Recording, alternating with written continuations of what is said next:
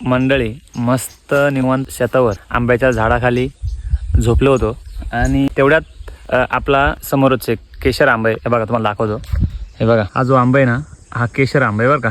वर दिसत असेल तुम्हाला बघा केशर. तर एक कानावर आवाज पडला की हवे ना एक साग खाली पडलेली. तर आंबा खाण्यासाठी खूप गोड आहे, केशर आंबा आहे. त्यामुळे मी लगेच पळत गेलो आणि खरंच साग पडली होती. तर हे बघा साग आहे ही. आणि ही जी साग दिसते तुम्हाला, हे बघा ही एक. तर ही जो खारेडी आहे ना, खारेडी तिनं खाल्लेली ही साग आहे.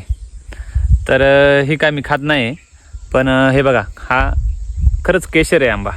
मला दिसत असेल आतमध्ये, कारण का केशर आंब्याची एक खासियत असते, तो पूर्णपणे आतमध्ये लालसर असतो. हे बघा बाहेरून पण आणि आतून. तर खारेडीने खायली साग आहे. ही साग जर खाली ना खूप गोड असेल, पण मी खाणार नाही. तर हे बघा ही साग खाणार आहे मी. ही आत्ता जस्ट पडेल आहे.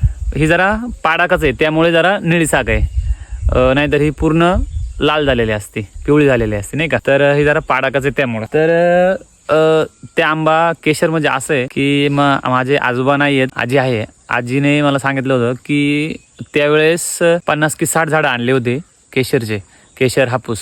त्याच्यातली फक्त 5 का 6 झाडं जगेलेत आणि तेच फळं आज आंब्याचे फळं आम्हाला आंबे खायला भेट. 40 झाडांपैकी 4 का 5 झाडं जगेले, तेच झाडांची फळं आंबे आम्हाला आज खायला भेट. तर बघा आता हे आंब्यावर मस्त मी ताव मारतो. पाडकाचे जरा आंबट असेल मला असा अंदाज आहे, कारण की आत्ताच ही पहिली साग भेटलेली मला नाही का. तर मंडळी फायनली आता ही साग मस्त मी पूर्णपणे मऊ करून घेतली बघा. तर आता मी एक चुस्की मारतो याला. खूप गोड आहे, पाडाकाचं आहे पण खूप गोड आहे, केशर आहे ना.